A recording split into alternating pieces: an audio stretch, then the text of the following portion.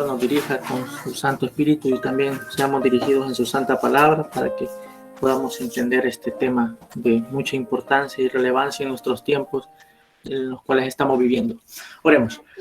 Señor bendito, gracias Señor Padre de consolación, de misericordia, por Jesucristo Señor nuestro. Gracias Señor, porque por medio de Cristo puedes escuchar nuestras oraciones a pesar de nosotros, Señor, de nuestros pecados, de nuestras iniquidades. Pues no imploramos, Señor, según nuestras justicias, porque no las tenemos, Señor, sino por la obra de Cristo. Somos conscientes, Señor, de nuestra insuficiencia, pero al mismo tiempo somos conscientes de tu potencia, de tu poder, de tu maravilla, de que tú todo lo puedes, Señor, según tu voluntad. Y que para tu gloria y honra nos has dejado tu palabra para que podamos vivir en este mundo sobria, justa y piadosamente, conducirnos en la verdad de tu palabra. Guíanos mediante tu palabra, alúmbranos mediante tu palabra, conviértenos mediante tu palabra, transfórmanos mediante tu palabra, Señor. Renueva nuestra mente mediante tu palabra, amado Padre. Y que a medida que vaya renovando la mente, Señor, mediante tu palabra, también aquellas ideas contrarias a tu palabra sean dejadas, Señor, y abominadas, rechazadas, reprendidas, refutadas. Y también, Señor bendito, que no podamos ofender tu santo nombre con nuestros pensamientos y nuestras ideas y nuestro corazón altivo. Oramos, Señor, para que tu palabra nos subyugue, nos domine y que sea tu palabra controlando nuestras vidas. En el nombre de Jesús, oramos. Amén. Amén, hermanos. Voy a hacer un pequeño repaso. Como bien saben, estamos estudiando el cristianismo en la historia y hemos estado viendo cuál es el fundamento bíblico con respecto a la historia. Y como ya pasaron 2 jueves, voy a refrescar un poco la memoria. Estuvimos viendo con relación a las posturas también y a las otras cosmovisiones que existen. Ruego que me acompañe al cuadro de cosmovisión que compartí. Si no lo tiene impreso, puede ir al chat del discipulado, ahí en WhatsApp, buscarlo y vamos a ubicarnos en el encabezado o en la sección donde dice historia, que es casi al final. En el encabezado y del cristianismo vemos en cuanto a la historia, está antes de la ciencia y después de economía. Ya habíamos definido sobre la historia, que la historia está conformada por creación, caída, redención y consumación. Y veíamos que, según las escrituras, podemos visualizar que la historia es de forma lineal, opuesto a otras cosmovisiones que ven la historia de forma cíclica, ¿no? Que las cosas se vuelven a repetir y que se vuelven a repetir en el tiempo. Mas, sin embargo, nosotros vemos a través de las escrituras que la historia ciertamente tiene un inicio, pero también tiene una consumación. En otras palabras, según las escrituras, la historia comienza en Dios y termina en Dios. Dios es el que escribe la primera letra de la historia y pone el punto final de la misma. Y estábamos considerando con respecto a esto, porque es importante también evaluar las otras cosmovisiones, vimos acerca del secularismo. Recuerda que vimos la filosofía del secularismo, la evolución que ellos presentan, de cómo forjan la historia de una forma cíclica, ¿no? Y también vimos acerca de la nueva era, donde ellos hablan de una conciencia evolutiva, donde el hombre va a superarse a sí mismo, a tener una conciencia elevada, cuando la época o la era de Piscis, de Acuario, perdón, suceda, el hombre va a ser totalmente libre. Pero ahora vamos a estar considerando el tercer concepto que tenemos ahí, o la tercer cosmovisión, que es la del marxismo, que es el materialismo histórico. Esto es muy relevante porque hoy en día aquí en Chile propiamente hay mucho materialismo histórico en el concepto de la historia.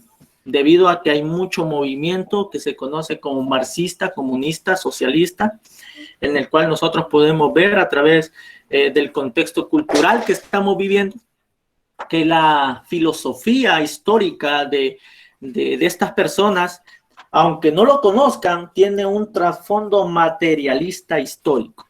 Así que en esta clase vamos a estar viendo acerca del materialismo histórico. ¿Qué es esto?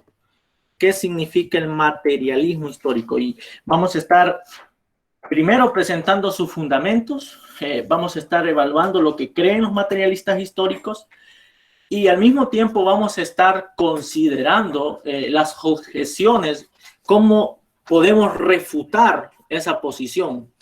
Vamos a presentar algunas objeciones que tenemos contra el materialismo histórico desde la perspectiva cristiana y vamos a dejar una tarea para todos de forma individual. Vamos a dar una posición, un fundamento en el materialismo histórico de lo que ellos creen y vamos a hacer una refutación individual, personal, según el argumento que podamos dar desde las escrituras. Para ello les voy también a explicar cómo hacerlo y con ello vamos a dar un ejemplo también cuando estemos desarrollando este tema en esta hora. Bien, ¿qué es esto de materialismo histórico?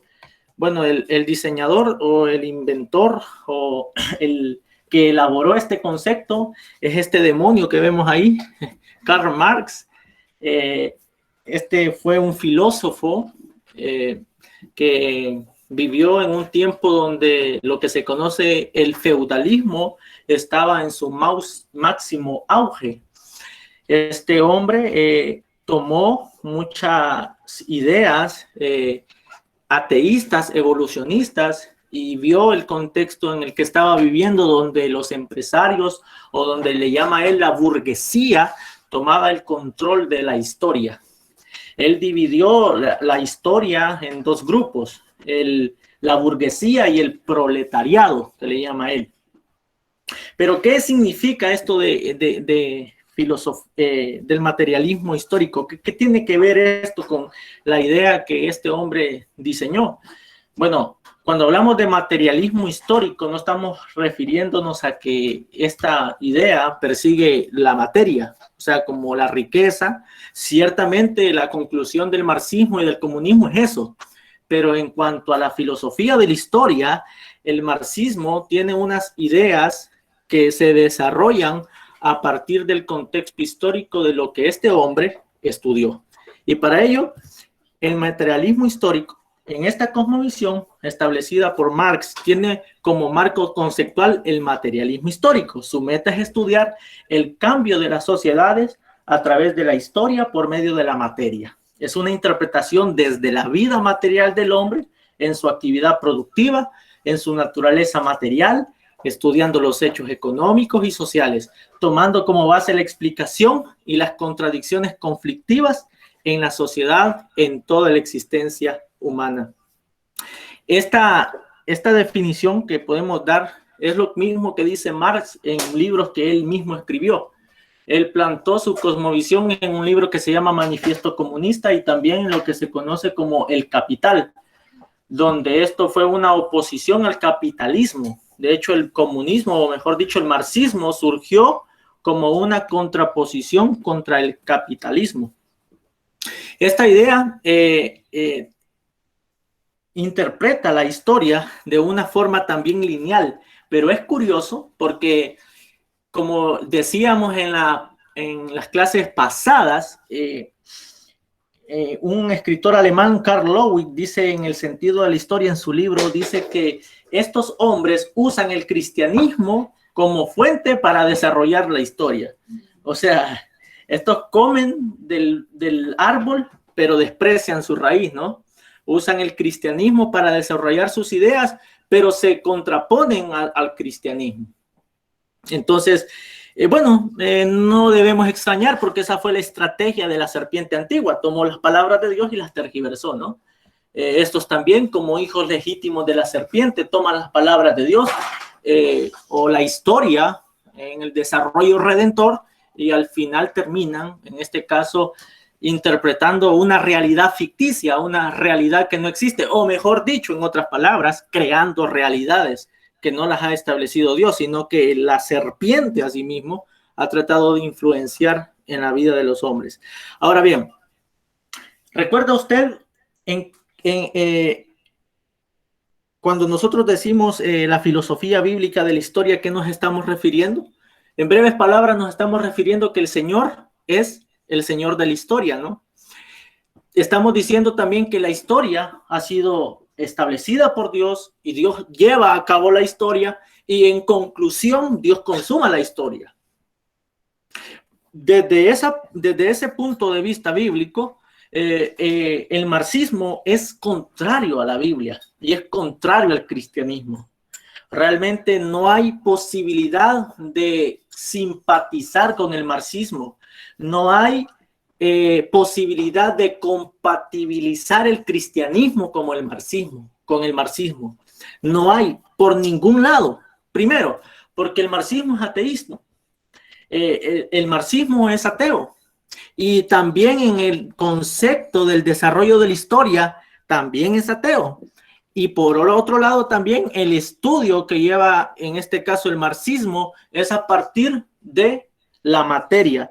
Su meta es estudiar el cambio de las sociedades a través de la historia por medio de la materia. ¿Qué materia de estudio? Son dos. La económica, la economía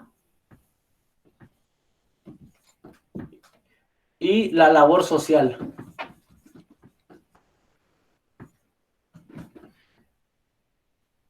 Eso es materialismo histórico, es el estudio de estas dos materias.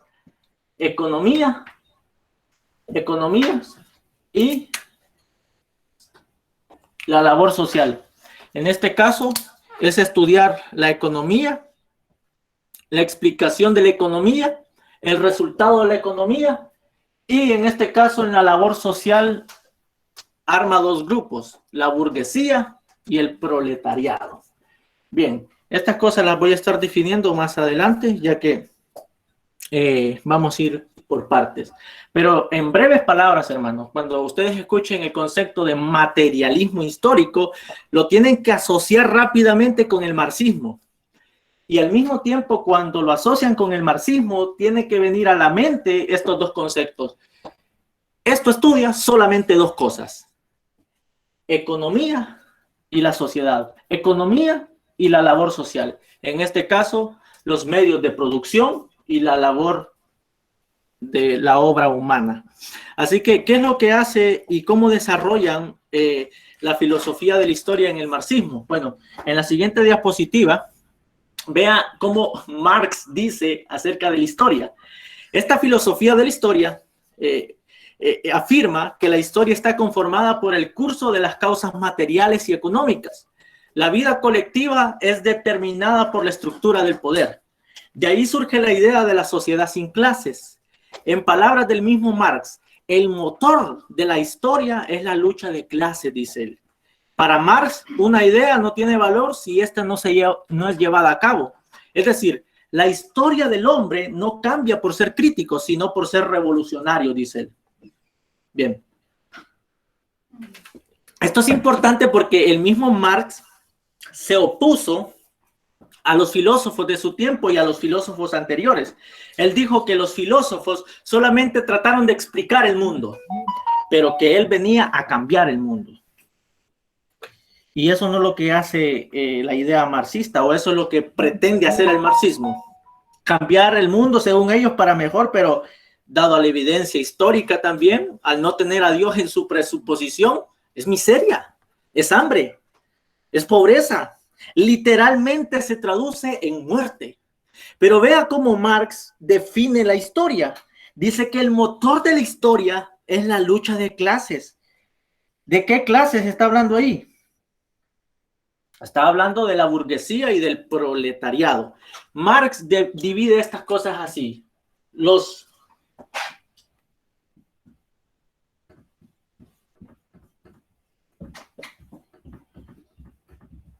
Dice Marx en la filosofía histórica del materialismo, él divide la historia así: opresores y oprimidos. Para él, la historia es eso.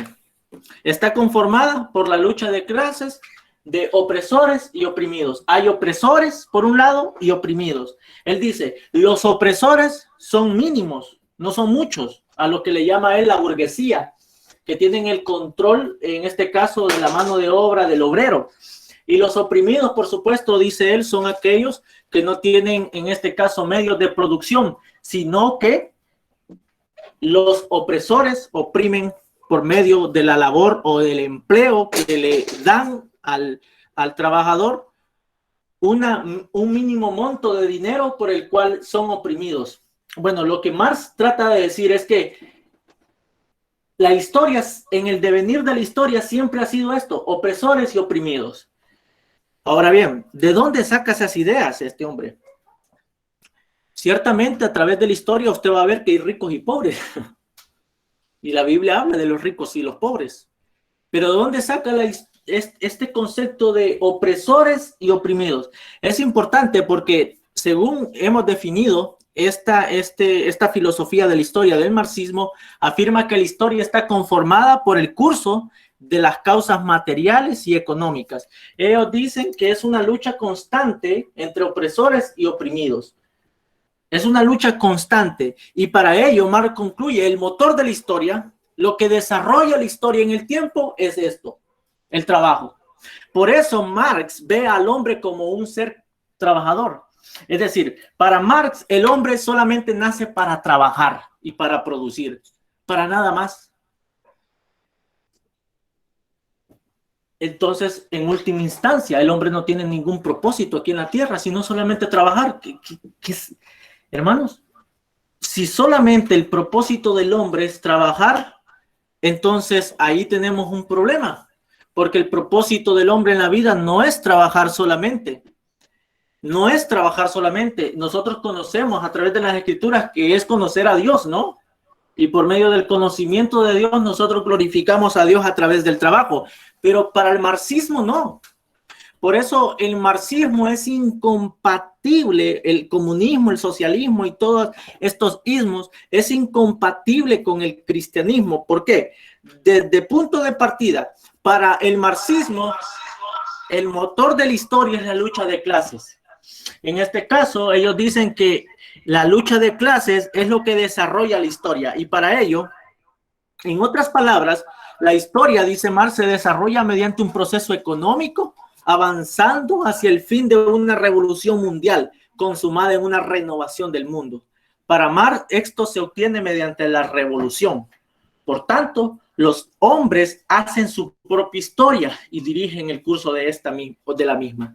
Por ejemplo, para Marx, quienes están dirigiendo la historia o quienes dirigían la historia en ese tiempo era la burguesía o lo que llamaba él los opresores. Y él dice que los que tienen que dirigir la historia son los oprimidos, el proletariado. Cuando hablamos de proletariado, cuando Marx hablaba de proletariado, hablaba de la clase social baja, que le llamaba él, que no tenía dignidad, que no tenía respeto y que le pagaban una miseria en las empresas que trabajaban. Ahora, esto es muy popular hoy en día porque los marxistas tienen unas ideas bastante similares hoy a las que tenía Marx, aunque tienen muchas ideas también modificadas. Por ejemplo, ellos siempre hablan de aumentar el sueldo. Ellos hablan, por supuesto, muchas veces también de la expropiación de la propiedad privada. Bueno, Marx decía, en este caso, de que la intención de ellos no era expropiar o eliminar la propiedad privada, sino que subyugarla al proletariado. Entonces, en este sentido, todos son dueños de todo.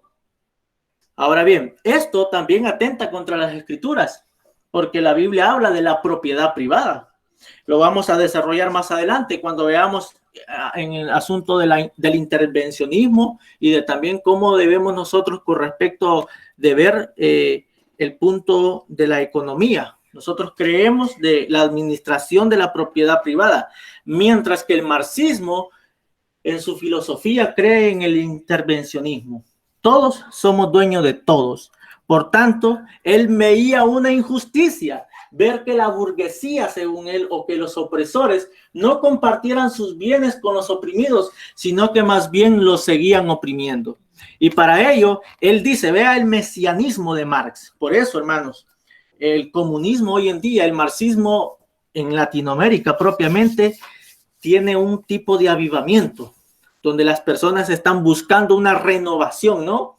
Un futuro feliz, un futuro con éxito, un futuro glorioso. Vea cómo él, en el desarrollo histórico, en el proceso histórico, dice que es mediante una revolución mundial consumada en una renovación del mundo. En otras palabras, ¿quién lleva a cabo esta revolución mundial?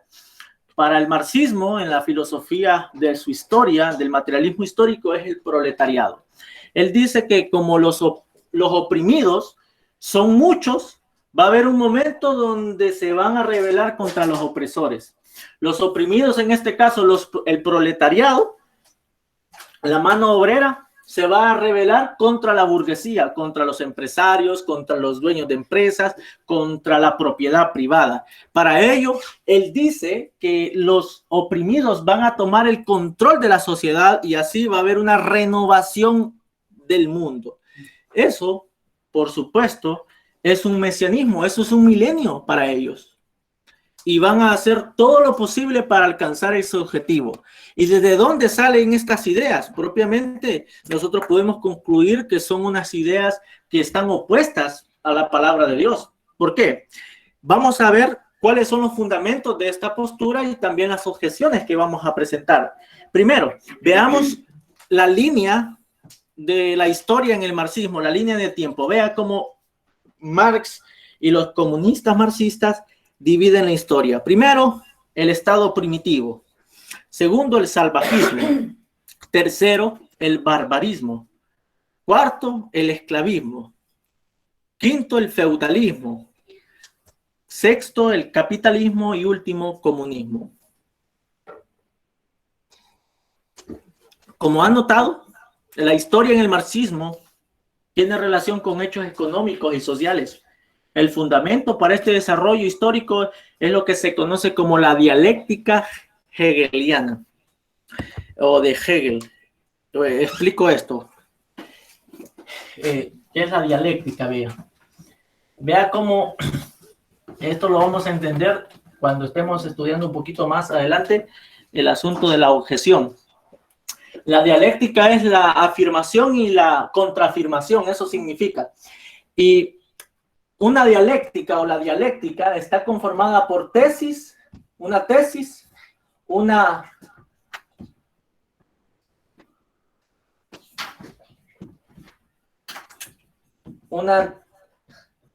antítesis y una síntesis. ¿Qué significa esto? Bueno, esto es importante porque Marx, para estudiar la historia, usó este esquema. Este esquema se llama el esquema hegeliano de Hegel, un filósofo. No vamos a hablar de él más adelante debido al tiempo igual. Solamente voy a explicar esto. ¿Cómo elaboró la historia este hombre marxista, Marx y la idea marxista de la historia? Bueno, usando tesis, antítesis y síntesis. ¿Qué quiere decir? Bien, la tesis en este caso llega a ser la burguesía. La antítesis viene a ser el proletariado.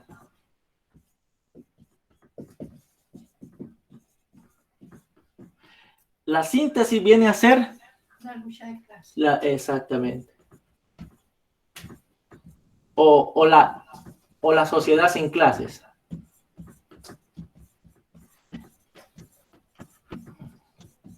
Para Marx, la historia es esto. Está conformada por una tesis, luego está conformada por una antítesis y luego por una síntesis. En este caso, Marx dice, el hombre ha venido evolucionando, por eso ellos creen en la evolución. El hombre ha venido evolucionando. Evolucionó de forma primitiva, luego salvajismo, luego barbarismo, luego esclavismo, luego feudalismo. Ahí en el feudalismo tomó por completo el poder la burguesía, dice la filosofía histórica de Marx. Tomó el poder la burguesía, la empresa privada, la propiedad privada, y esto dio como resultado, dice esta filosofía, el capitalismo.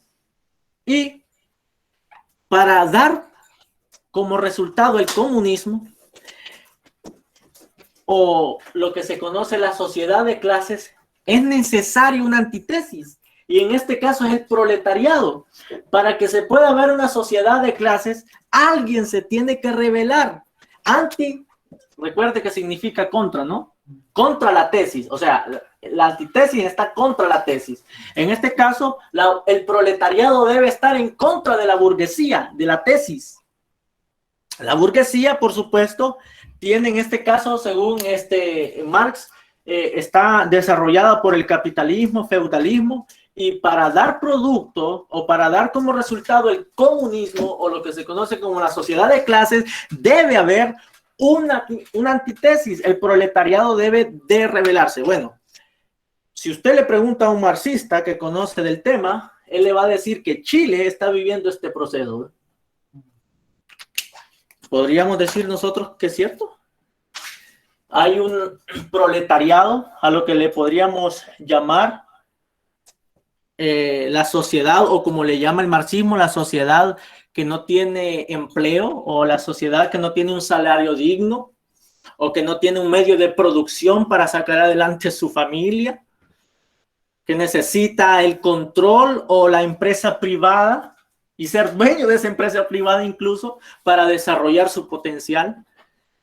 Bueno, desde un punto de vista podemos ver que eso de la nueva constitución aquí en Chile tiene ese propósito. ¿O qué podríamos decir? O ya está todavía, o ya está implementado aquí en Chile lo que se conoce como sociedad sin clases. No, aquí es sociedad sin clases. ¿Sí? Por ejemplo, eso del proletariado y eso, nosotros lo vivimos para el año 73. Ajá. Y, por ejemplo, hoy en día se dice que nosotros estamos viviendo un nuevo o neomarxismo, que se llama, que es una revolución, pero ya no es económica o de luchas de clase, porque el proletariado se educó. Entonces llegó a ser burgués. Entonces ya no se da esa lucha, pero sí sería una lucha cultural. Entonces ellos ocupan lo que llama Gramsci como entes orgánicos, que son, por ejemplo, no sé, pues, profesores, organismos como comunitarios, sindicatos, todo ese tipo de organismos, ellos los infiltran ahí y ellos tratan de invadir la cultura de un país por medio de esos organismos, llevando su bandera de lucha y plantando, por supuesto, representación ahí. Y si nosotros lo vemos hoy en día, ellos han acaparado todos estos movimientos pequeños, feminismo, LGTB, hasta la religión,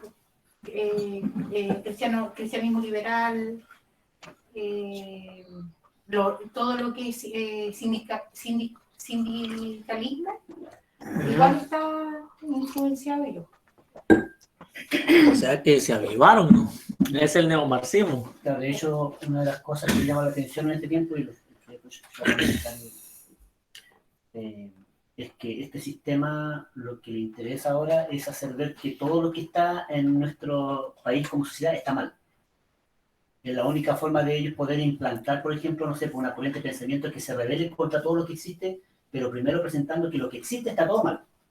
No hay nada bueno. Y eso es como incubar, llamémosle así, una línea de pensamiento para que todos los demás se rebelen contra eso, haciendo presentar que todo lo que está en este momento está mal. En la economía, en la educación. Entonces, eso se puede decir que una estrategia que se usa para poder producir lo que dice la antítesis. Sí. Dicen contra el sistema. Bien, sí, exacto. Y esto es muy importante, hermanos, porque si ustedes ven estos movimientos, tanto el que acaba de mencionar la hermana, el neomarxismo, que en este caso podríamos decir que es una mutación, ¿no?, del marxismo, que toma también principios, pero modificados, tiene algo en común. ¿Y qué es? Que mediante qué pretenden cambiar la sociedad. Revolución. Una revolución. Eso es opuesto al cristianismo, porque el cristianismo no ve la revolución como una medida de cambio, ve la regeneración. Dios cambia los corazones y así cambia la sociedad. ¿Mm? Así Dios trabaja y opera. Ahora bien, lo que decía en este caso del marxismo, la idea aquí, hermanos, es también ubicar si podemos nosotros ver que si ciertamente hay una antítesis aquí en Chile, donde las masas al parecer tratan de rebelarse, ¿no?, a lo que se conoce como el sistema. Ahora, por una parte, nosotros no podemos decir que el sistema es limpio, bello, o puro, perfecto o verdadero. Nosotros sabemos que todo gobierno humano está sujeto a debilidad, a error, a pecado, a crímenes, y todo gobierno humano, por supuesto, debe ser enjuiciado. Pero el asunto acá es que estos persiguen una revolución donde eliminen todo lo que es cristianismo y particularmente todo lo que tiene que ver con Dios. Ese es el asunto. Ellos sí que tienen una cosmovisión en ese sentido única. O sea, ellos quieren abarcar todos los ámbitos. ¿Me entiendes? La historia, la educación, la salud. A eso va uno. Y ahí uno ve la iglesia cómo ha estado falto de eso. Claro, ha cedido esos espacios. Claro. Por supuesto. De hecho la estrategia está en que se llegue al gobierno, porque de ahí se puede operar y hacer todos los cambios que se pretenden hacer. Lo que pasa es que mediante la revolución quieren quitar la resistencia, pues. Y si nosotros vemos en la historia, los gobiernos comunistas, marxistas, son los que más han matado personas. Mao Zedong, o sea, mataron más que en la Segunda Guerra Mundial, más muertes por mano de estos comunistas que por las mismas guerras mundiales. Y va a ver usted que hay algo muy peculiar en estos hombres, por ejemplo, en Stalin, en Mao Zedong, estos que han implementado esas ideas, que las historias o las vidas de ellos no se conocen mucho. Es muy, muy privada la vida de ellos, pero por otra parte ven que son unos criminales completos. Son unos criminales porque escondieron sus antecedentes. Ahora bien, esto ciertamente si usted se lo cuenta a un marxista lo va a negar. Pues. Para ellos fueron los que trajeron una revolución, pero veamos quién tiene una revolución como esa. Corea del Norte, lo que se conoce como ideología Juche.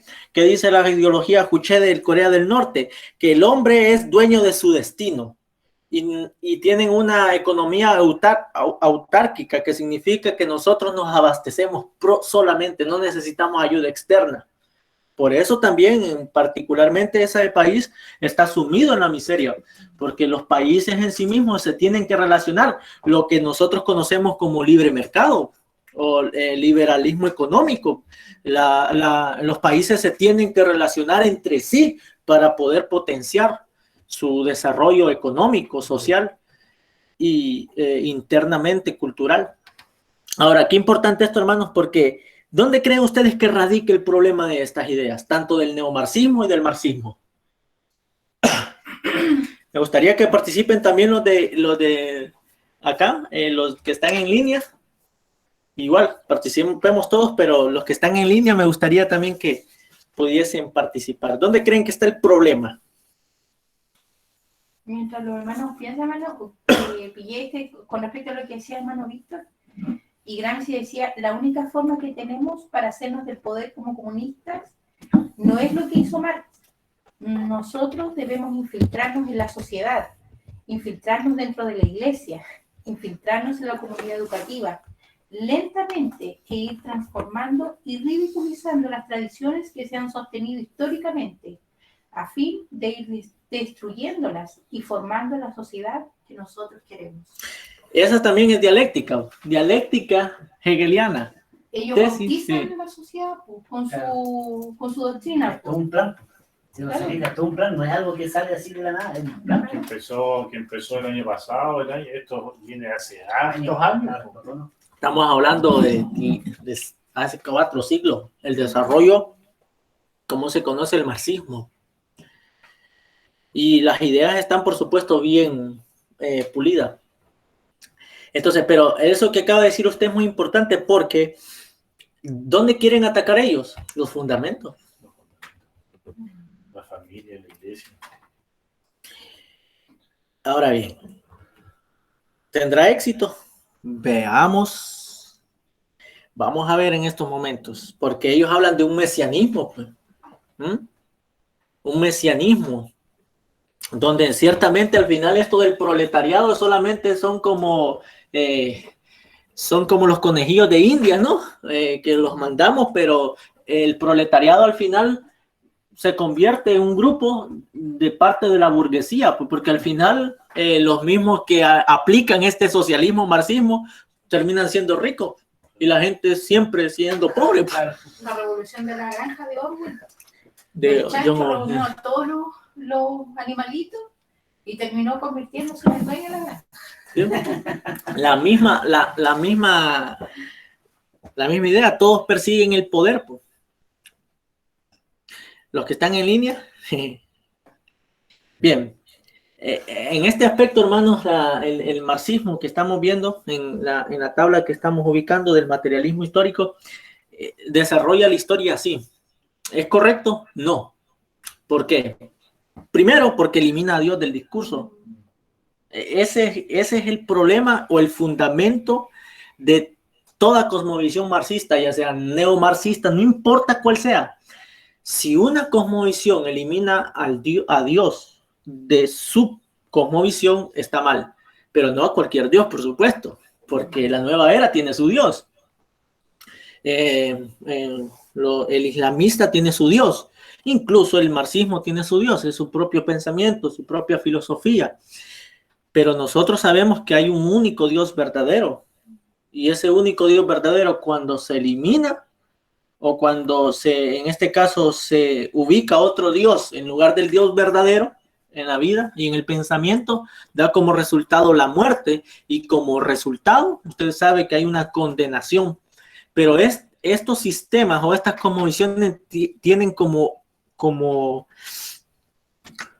característica eliminar a Dios del discurso. Si usted ve el desarrollo histórico en la filosofía del materialismo histórico, ahí no se menciona a Dios. Ahí solamente se mencionan las luchas de clases. El devenir de la historia es el hombre con otro hombre. En el estado primitivo, el hombre, dice Marx, en el estado primitivo no trabajaba para nadie. Todos cosechaban sus propios alimentos, todos trabajaban para sí y eran felices. En el salvajismo ya hubo un poco de revolución. En el barbarismo ya hubo, en este caso, esclavos. En el esclavismo, los esclavos no tenían derechos. En el feudalismo, la burguesía comenzó a tener control. Y luego de eso vino el capitalismo. Pero, dice Marx, tiene que haber una antítesis, ¿no? Un proletariado que se rebele, la sociedad que se rebele. Y por una parte hay muchos, por ejemplo, infiltrados, como decía, que están atacando los fundamentos, pero por otra parte también hay una ideología del proletariado, o mejor dicho, de una sociedad que necesita del Estado para subsistir. Hoy tenemos en Chile una sociedad que depende mucho del Estado, de lo que conocemos como gobierno. Depende mucho en todos los sentidos.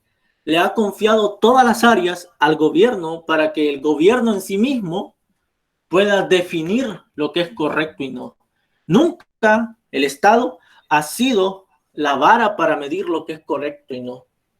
Tampoco el Estado define lo que es correcto y lo que no es incorrecto en las áreas de la vida. La Biblia lo hace. Pero ve usted, hermano, que en este caso lo que se conoce en el marxismo como el proletariado, esa sociedad que no tiene mucho beneficio, siempre está dependiendo del Estado, porque ve el Estado como un salvador. ve el Estado como la escapatoria, o mejor dicho, como el impulso que le va a llevar a una sociedad mejor. El Estado tiene que preocuparse de todo. Yo no me dejo preocupar por nada. Al final, eso hace a las personas estatistas, ¿no? Eso es lo que se conoce también culturalmente como estatismo. Al cristianismo le podríamos llamar como erastianismo. Los creyentes que piensan y creen, o algunas personas que creen que llamándose cristianas tienen que depender en todo del del Estado. Y eso, incluso algunos llegan a decir que en cuanto al Estado hay que depender de todo, de cuántos himnos se cantan, de cuántas canciones tienen que ir en el himnario, de qué se predica. Bueno, no nos vayamos lejos. Aquí en Nicaragua, en lo que se conoce como la Revolución Sandinista, Daniel Ortega, un dictador, allí en Centroamérica. Allá en Nicaragua, cuando una congregación está abierta, hay 2 soldados afuera, uno a la derecha y otro a la izquierda. Y si escuchan que el predicador está hablando en contra de la Revolución Sandinista de Daniel Ortega, cierran la iglesia y llevan al predicador ante los tribunales. En este caso, esa es, hermanos, una dictadura que desde el fundamento, desde el gobierno, tanto en este caso estatal como en la Corte de Justicia, está totalmente corrupta. Ahora bien, eso realmente no es libertad de culto, como dicen proclamar ellos. Que a mí me digan qué predicar, para mí eso ya es poner sobre mi conciencia lo que yo tengo que decir. El Estado no tiene nada que ver con decirme a mí de lo que debo predicar y lo que no debo predicar. Pero en este caso, en el marxismo, porque si algo tiene el marxismo es que es muy independiente del Estado. Aunque ellos dicen que el Estado no es necesario para poder subsistir, porque ellos dicen que ellos mismos son el Estado, sí, en consecuencia dependen mucho del Estado para subsistir. Dependen en todo del Estado. Y por eso vemos una sociedad hoy en día muy dependiente de lo que el Estado pueda hacer o no. Y para ello, para llevar a cabo su mesianismo, necesitan tomar el control, en este sentido, de los medios de producción, para que lo que se conoce como proletariado forme parte de eso y lleve a cabo lo que se conoce la revolución, o mejor dicho, la renovación del mundo. Una sociedad sin clases, donde no hay pobres ni ricos, sino que solamente hay todos una misma sociedad. Todos son ricos, todos tienen medios de producción, todos son dueños de todo, todo lo tienen en común. Ahora bien, con esto, hermanos, en mente, es importante seguir porque veamos algunas características de la historia en el marxismo, y para ello nosotros vamos a tratar de objetar y refutar esta posición para tener muy en claro. La ley para interpretar la historia en el marxismo es la dialéctica hegeliana, lo que veíamos en estos momentos, la tesis, la antítesis y la síntesis, ¿no? Donde en este caso tiene que haber una tesis para que haya una revolución y tiene que haber una síntesis como producto de la revolución que hay a través de la historia. Para Marx, la historia ha sido así: revolución, revolución, revolución, como lo definía al principio.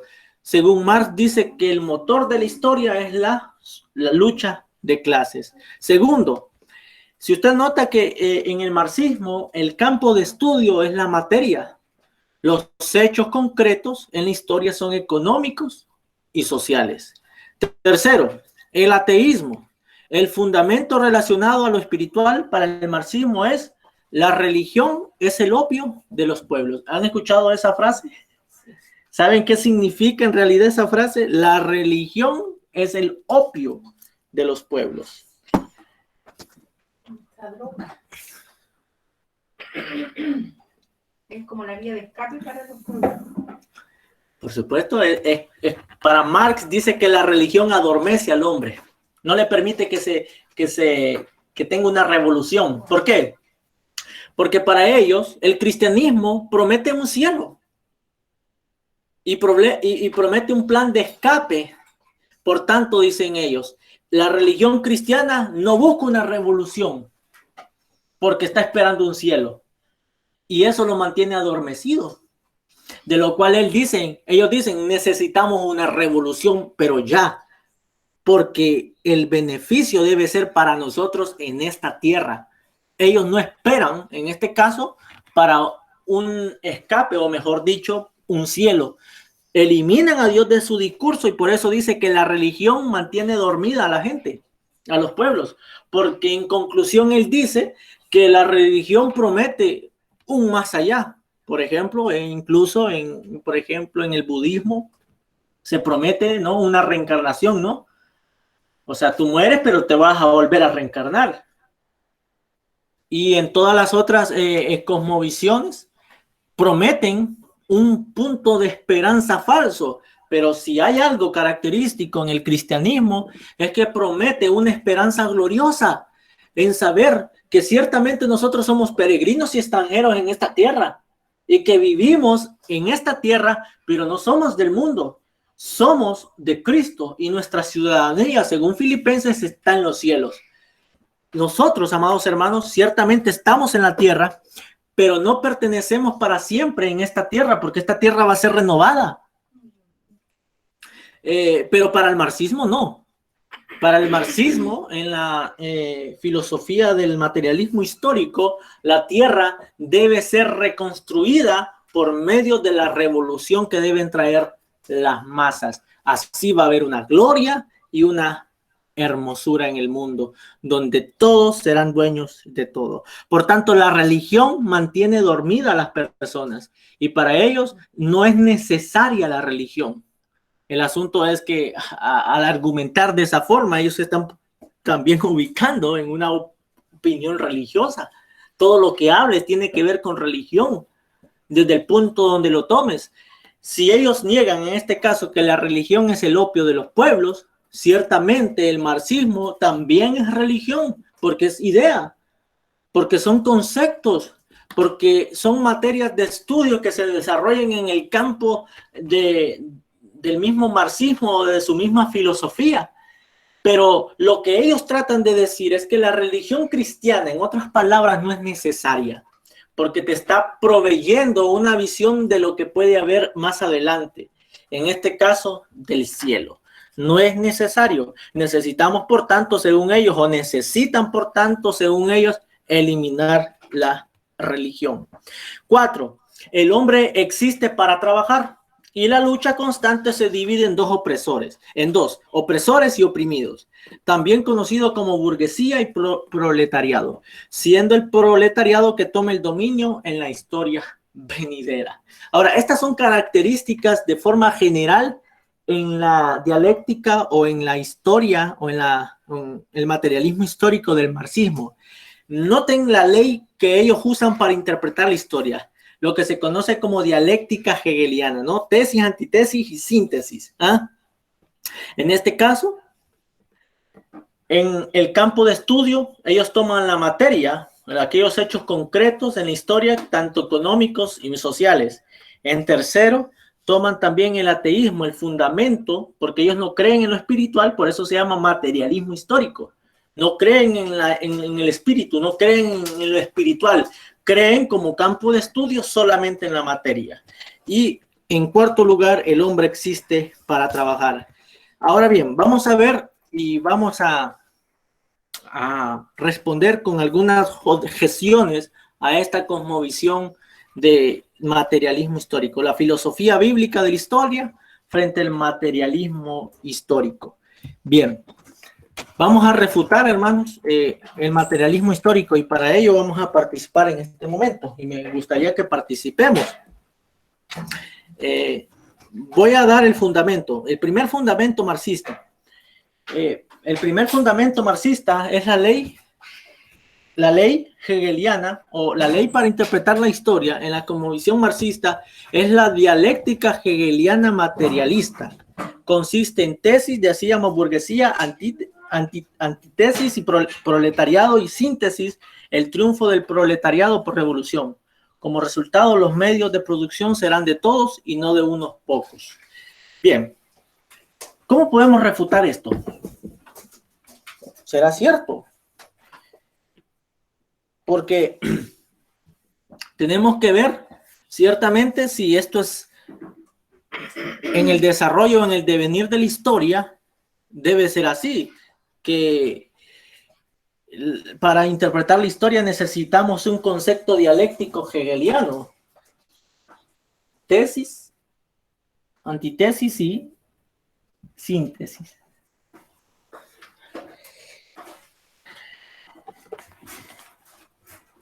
¿Qué creen ustedes, hermanos? ¿Creen ustedes que esa ley que usan ellos es correcta para interpretar la historia? Es una ley materialista centrada en el hombre. Permítanme, centrada en el hombre. Voy a anotarlo. Ese es... Bien, vamos a ver.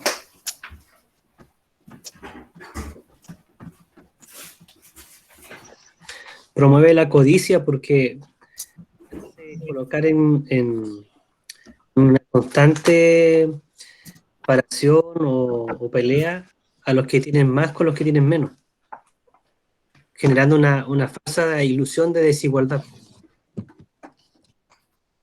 Muy bueno. Muy bien, hermano.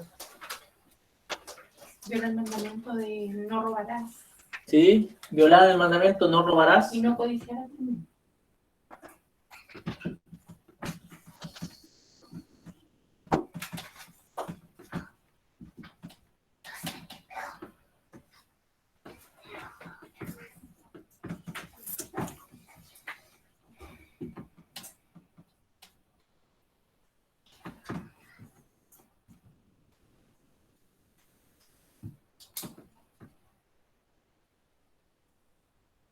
¿Alguien más? Por ejemplo, el fundamento que estamos viendo está centrado en el hombre, como decía nuestro hermano Sebastián. Nuestra hermana Magda decía, viola el mandamiento, no robarás, no codiciarás.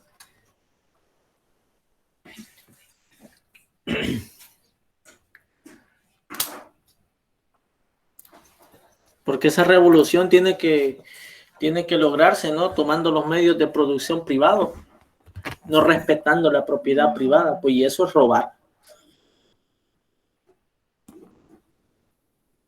Fomenta la envidia también. Pues. Bueno, ahí está Codicia. de la codicia. Sí, la codicia. Y promete redención también por medio de la lucha, de la revolución. Sí, la redención que mirábamos en como la serpiente, ¿no? Y también podríamos decir que tiene como premisa que el hombre es bueno, porque ellos creen que una vez que el hombre evolucione, el hombre va a compartir sus bienes. Eso es imposible de lograrse. El hombre por naturaleza es egoísta. Es egoísta el hombre por naturaleza. De que al final los medios de producción serán de todos, eso es muy cuestionable también. Porque dado que el hombre es, por supuesto, codicioso, envidioso, el hombre trae en sí mismo un espíritu competitivo. Va a querer en sí mismo progresar más que otro. La competencia, ¿no? No estoy diciendo que la competencia es malo. Hay que, en este caso, el apóstol mismo Pablo dice que él competía, se esforzaba, pero hay una competencia que tiene que ver con la codicia, ¿no? De tener más, tener más, tener más. La codicia, pues la avaricia, el deseo de tener más y nunca llenarnos, nunca satisfacernos. ¿Mm?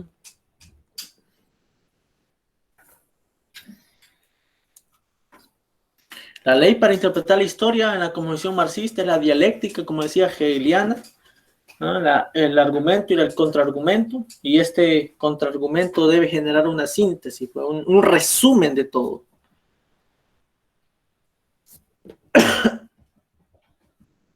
Este movimiento o fundamento marxista se se basa generalmente en el resentimiento entre las personas. Y explota en este caso, por lo que vemos allí, los pecados del hombre. En este caso, como bien decía la hermana, no codiciarás, no robarás, y convierte esta tipo salvación para los que estén de la clase baja como como si fuera una redención, su revolución. Claro, promete redención, ¿no? Está prometiendo redención aquí en la tierra. ¿Ah? Y presupone que el problema del hombre es económico. ¿Mm? En breves palabras, ese fundamento de la lucha del proletariado contra la burguesía presupone, por supuesto, que el hombre en este sentido, el problema mayor del hombre es económico. De hecho, tiempo atrás escuché a uno de estos supuestamente líderes de esta corriente de pensamiento comunista que le preguntaron cómo él, por ejemplo, enfrentaría, si fuera supuestamente un gobernante, cómo él enfrentaría el tema de la delincuencia en Chile. Y claro, él llevó a de que, bueno, ocuparíamos más los espacios, las canchas, para que los jóvenes hagan más deporte, iluminarían más todo para que la juventud tenga más espacio para poder, no sé, desarrollar sus potenciales físicos.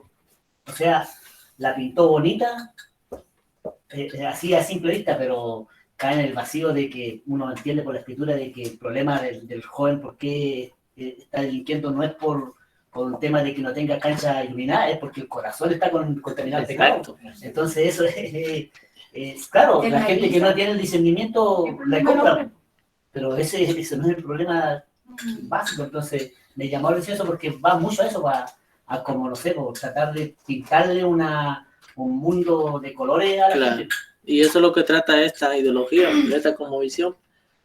Esto es importante que te dice porque la gente, hermano, no revisa realmente detrás de esos argumentos cuál es la intención, pues, la manipulación, pues, y llegar a un resultado final, ¿no? Pero en mi país, en las campañas políticas, siempre es así. Yo creo que aquí también la promoción, la demagogia, que hay que hacer, las externalidades, pero algo que tiene muy en común toda cosmovisión que ignora la pecaminosidad del hombre. Porque ve usted desde dónde parte. Por ejemplo, en la dialéctica hay dos tipos de dialéctica. En la idealista, que en este caso es la que trata de el valor del hombre, ¿no? Los valores, y la dialéctica materialista, que trata de la materia, de lo externo. Y también hay un tipo de dialéctica que se llama realista, son tres realmente, que combinan las dos, valores y lo externo, la materia. Y lo que estamos estudiando ahorita en esta hora es la dialéctica o la filosofía marxista, la filosofía materialista histórica, materialismo histórico. La materialista, lo externo. Lo que decía, por ejemplo, hermano Víctor, es que el marxismo usa mucho como medio de captura la victimización.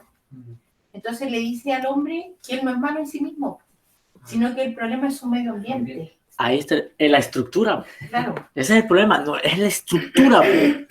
Y exacto. Nunca él. No. Y ese es un buen punto, porque realmente aún los mismos cristianos pueden caer en esas falacias. Por ejemplo, el problema aquí son los ricos. Ahora, nosotros sabemos que hay ricos que se han hecho ricos con ganancias injustas y nosotros estamos en contra de eso, pero hay ricos que son ricos legítimamente. Se han hecho ricos trabajando. Pero estos están en contra de todos los ricos. Lo más gracioso de todo es que Karl Marx hablaba acerca de la igualdad, el tema del que el problema del hombre era el trabajo y él nunca trabajó porque vivió a expensas de otro. Ahí está el asunto, porque al final los que reciben el poder nunca van a trabajar, sino que la misma situación va a ser siempre Como recibiendo nuestro constituyente. de lo mismo. Yo he escuchado de un político aquí de Chile, no sé, una muchacha, una mujer que prometía grandes cosas y al final llegó al Congreso y son ejemplos de cómo luego se enriquecen ilícitamente. Pastor, ¿Sí? quería aportar un texto bíblico que se me vino a la mente, Proverbios 22:2, que dice, el rico y el pobre se encuentran, lo hizo Jehová. Sí, esa es una objeción que tengo aquí. El rico y el pobre se encuentran, gracias. Y a ambos los hizo Jehová. Tanto al rico como al pobre. Entonces, el ser pobre no es pecado en sí mismo.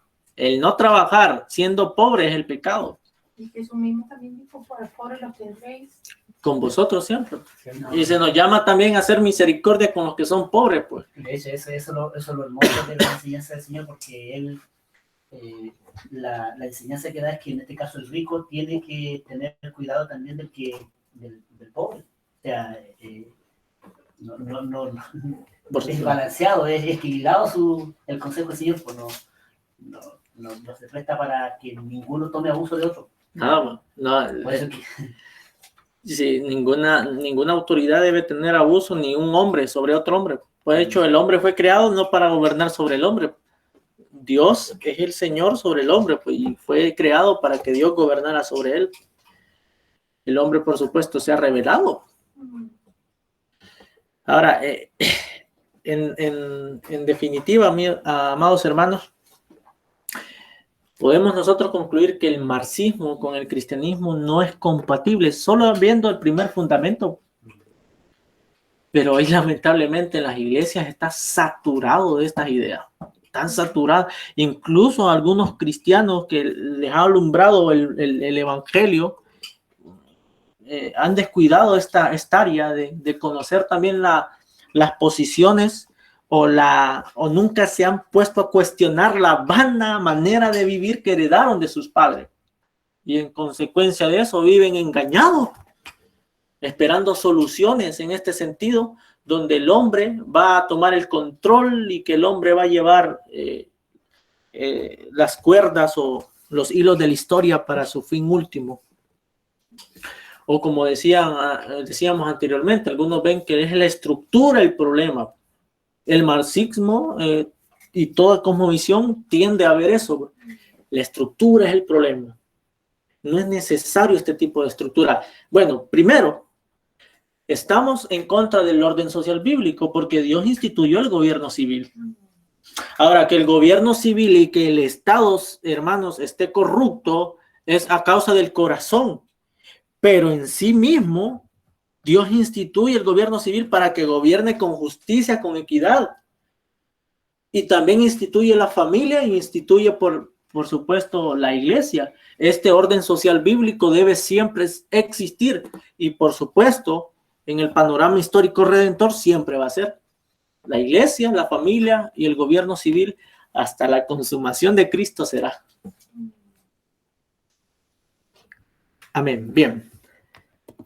Veamos entonces las objeciones. Primero, el cristianismo en el desarrollo histórico comienza con Dios y termina en Dios, siendo el hombre entendido a medida que conoce a Dios.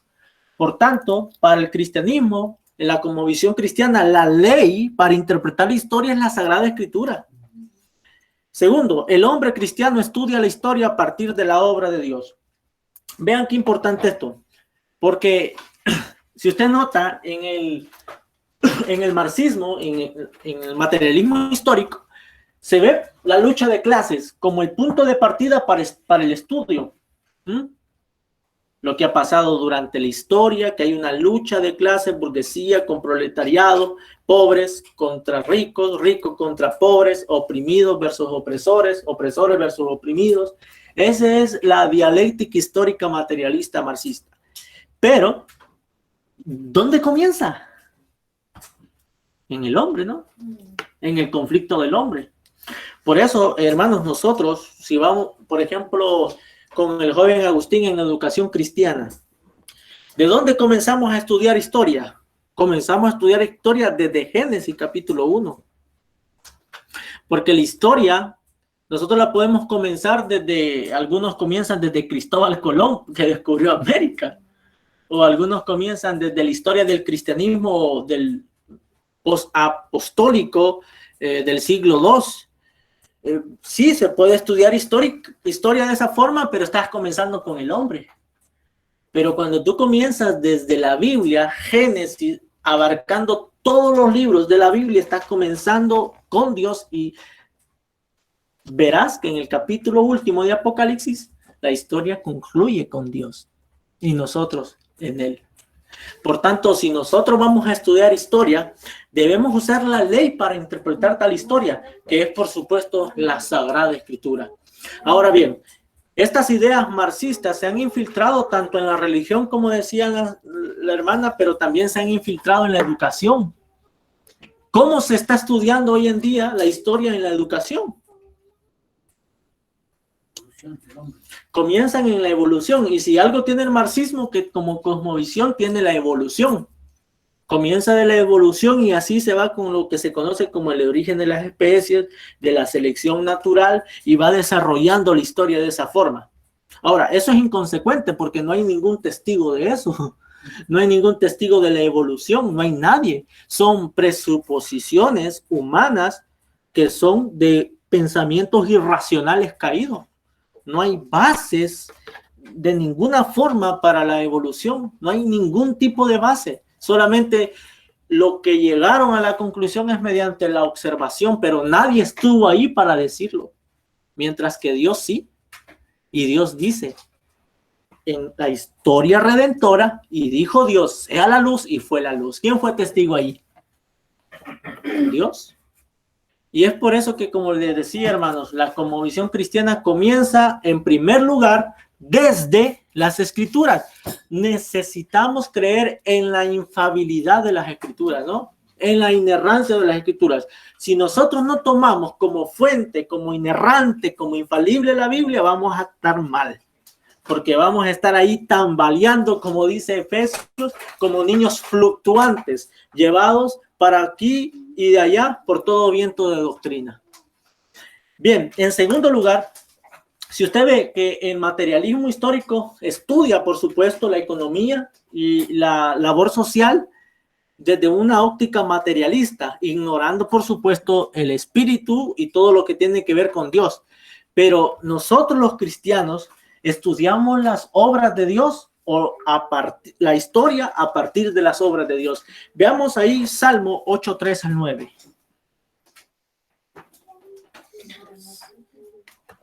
Salmo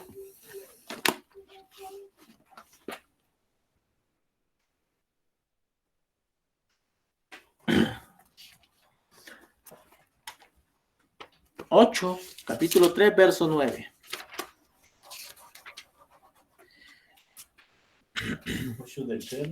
Si lo puede leer, hermano. Amén. Cuando contemplo tus cielos, obra de tus dedos, la luna y las estrellas que tú afirmaste, digo, ¿quién es el hombre para que te acuerdes de él? ¿El hijo de Adán para que lo consideres? Lo hiciste un poco menor que los ángeles, lo coronaste de gloria y honor, lo haces señorear en las obras de tus manos. Pusiste todas las cosas debajo de sus pies, ovejas y bueyes, todo ello, y también los animales del campo, las aves de los cielos y los peces del mar, todo cuanto atraviesa las sendas de los mares. Oh Jehová, Señor nuestro, cuán glorioso es tu nombre en toda la tierra. Bien, nota desde dónde comienza el salmista a interpretar historia. Oh Jehová. Qué hermoso, ¿no? Y vea cómo en el versículo 3 dice, cuando veo tus cielos, obra de tus dedos. la luna y las estrellas que tú has establecido. Te vas a Génesis 1 y ahí está. Digo que es el hombre, note, que te acuerdes de él. Note que el salmista no toma al hombre como el objeto del estudio primario, sino las obras de Dios. ¿Ah? Esto es contrario al materialismo histórico, que toma no al hombre en sí mismo, sino a las obras del hombre. En este caso, la economía y la labor social. Pero el cristianismo no toma, o la Biblia no toma al hombre como el objeto principal de estudio, porque la primera objeción que damos es que el cristianismo bíblico desarrolla la historia, comenzando en Dios y concluyendo en Dios. Cuando veo tus cielos, pero comienza con una exclamación el salmista, ¿no? En versículo 1. Oh Señor, Señor nuestro, cuán glorioso es tu nombre en toda la tierra. Y dice que has desplegado tu gloria sobre los cielos. Yo no necesito demostrarle a alguien que hay gloria en los cielos, que hay gloria de Dios en los cielos. Hay, siempre ha habido. Vemos los cielos, ahí vemos un testimonio de la obra de Dios. La tierra está llena de la obra de Dios, de la gloria de Dios. Todo sigue funcionando tal como Dios lo estableció. El día, la noche, la lluvia, las estaciones, el pacto de Dios. Porque Romano mismo dice que ellos quisieron glorificarle por eso. Vieron las obras de Dios y honraron a la criatura antes que al creador. Entonces, comienza el materialismo histórico desde el hombre, termina en el hombre y por consecuencia ignora la realidad de Dios. Este es un problema fundamental. Esto es como aquel necio que edificó su casa sobre la arena. No hay un fundamento seguro. Porque ¿desde dónde comienza? Desde la evolución y luego comienza a ver el hombre relacionándose en la sociedad. Mas, sin embargo, el salmista queda admirado y glorifica a Dios. Estudiamos, por tanto, las obras de Dios. Por medio de las Escrituras observamos cómo Dios ha desplegado su gloria sobre los cielos. Entonces nosotros usamos la Biblia como los lentes interpretativos para interpretar la realidad de lo que Dios ha creado, ¿no? Y también, pastor, en el versículo 4 está muy claro también la posición del hombre. ¿Qué es el hombre? ¿Qué es el hombre? Versículo... Para este tipo de ideas, Sí. el hombre es central, pero aquí en el versículo 4 dice ¿qué es el hombre? ¿Qué es el hombre? Y dice, ¿qué es el hombre? Para que te acuerdes de él. Y el Hijo del Hombre para que lo cuides. Sin embargo, dice, lo has hecho un poco menor que los ángeles y lo coronan de gloria y majestad. Tú le haces señorear sobre las obras de tus manos. Todo lo has puesto bajo sus pies. Todas las ovejas y los bueyes y también la bestia del campo. Oh Señor, Señor nuestro, cuán glorioso es tu nombre en toda la tierra. Cuando tú ves la luna, no debes decir qué linda es la luna, debes decir qué linda es la... ¿Ah? Qué lindo luna, es Dios. ¿Ah? Luna, sí. O sea, qué lindo es o qué hermoso es Dios al crear tal belleza. Pero nunca nosotros debemos contemplar la creación como una admiración de glorificarla, ¿no? O de como cae el panteísmo, ahí está Dios. Ahí yo veo una flor, ahí está Dios. Veo un bosque, ahí está Dios. No. La gloria de Dios se manifiesta a través de esa creación, pero Dios no está, en este caso, reservado en un lugar. Dios es trascendente, inmanente, es decir, trasciende la realidad y las cosas. No está en este momento en un solo lugar. Él lo llena todo y es en todo lugar que está. Pero al mismo tiempo no lo podemos resumir en que su esencia está plasmado en algo. Si no, estamos adorando la criatura antes que el creador. Usted decía cuando vimos los atributos de Dios, que Dios tenía atributos comunicables. Claro, y que esos atributos se reflejaban en su obra de creación. La creación. Y hay atributos incomunicables también. Esos atributos que no se comunican al ser humano. Dios es el único que puede estar en todo lugar al mismo tiempo, porque es omnipresente, omnisciente, pero al mismo tiempo es un Dios que no puede ser encerrado en un solo lugar. Por eso la Biblia dice que Él, ni los cielos de los cielos pueden contenerlo. En otras palabras, Él está sobre los cielos, no en los cielos, sobre los cielos. Por eso dice que Él, su gloria llena todo. Y por supuesto, Él está sobre los cielos. No hay nada por sobre Dios. Ahora bien, este materialismo histórico, desde primera instancia sabemos que es incompatible con la cosmovisión cristiana al ver al hombre como objeto de estudio o la labor del hombre como objeto de estudio. Segundo, fundamento marxista. Gracias. El objeto de estudio es la materia. Los eventos económicos y sociales, dándose estos eventos en la lucha de clases en toda la historia. El objeto de estudio es la materia. Momento con esto, porque vimos en la objeción que dimos primero que nosotros podemos estudiar la materia, ¿sí? Sí la podemos estudiar, pero el asunto es que el marxismo histórico, o mejor dicho, el materialismo histórico, ignora todo lo espiritual y solamente estudia la materia sin tener a Dios presente. Y la pone al centro. El hombre es el centro y por supuesto la materia debe ser interpretada bajo la observación humana. Y aquí esto es importante, hermanos, porque el cristianismo tiene dos objetivos de estudio en el desarrollo histórico redentor: lo espiritual y lo material. Notar ambos conceptos implícitamente relacionados. Note allí, Salmo 8, 3 al 9, nunca se deben estudiar por separado lo material y lo espiritual. Lea ahí Salmo 8, 3 al 9 de nuevo. Cómo el salmista habla de lo material, pero al mismo tiempo habla de lo espiritual. Por una parte habla de la creación de Dios, pero note cómo el salmista se refiere en cada obra material de Dios, refiriéndose también a Dios. Primero, leamos versículo 3. Cuando veo tus cielos, obra de tus dedos, la luna y las estrellas que tú formaste. Bien, primero, voy a borrar acá. Veamos aquí cómo hay una relación entre materia y lo espiritual. Primero dice la obra de qué. Versículo, De sí. tus cielos. Versículo 3, ¿verdad? Ah, contexto. Cielo, ¿verdad? Materia. Materia. Cielos. ¿Y qué dice luego? Obra de tu dedo. Mire.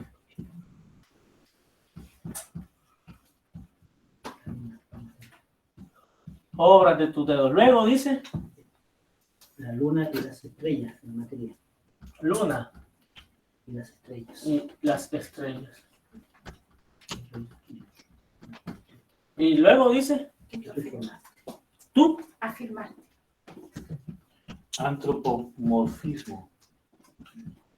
Antropomorfismo, sí. El antropomorfismo es que a Dios se le atribuyen figuras humanas. En el obra de tus dedos no es que Dios tenga dedos, así como nosotros, porque es espíritu, pero eso se conoce como antropomorfismo. A Dios se le atribuyen figuras humanas para que podamos entenderlo. Si no, no podríamos entender. O cuando dice que Dios se arrepintió, eso se llama antropopatismo, ¿no? A Dios se le asignan emociones humanas para que nosotros podamos entender en nuestra limitada naturaleza, en nuestro limitado entendimiento, se nos dan esas figuras retóricas para entender acerca de Dios. ¿Cómo era? Antropomorfismo. Antropomorfismo y antropopatismo. Sí, antropopatismo. Antropopatismo, sí. En el antropomorfismo se le atribuyen a Dios, en este caso, partes humanas.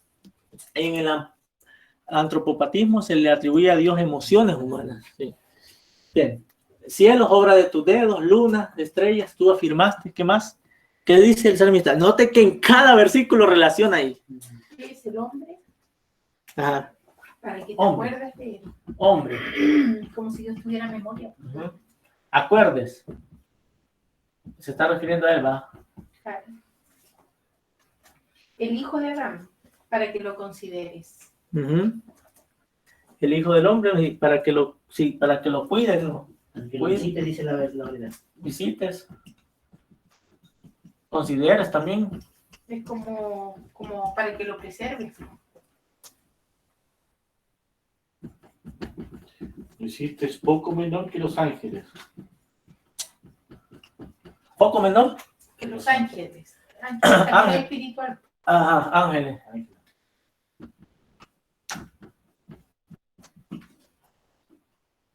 Lo coronaste de gloria y honor. Pero ángeles, pero lea el versículo otra vez. Lo hiciste un poco menor que los ángeles. Claro, pero los ángeles son materia. Pero está hablando ahí de que lo hiciste un poco menor que los ángeles. ¿Está hablando del hombre? Al hombre lo hiciste un poco menor que los ángeles.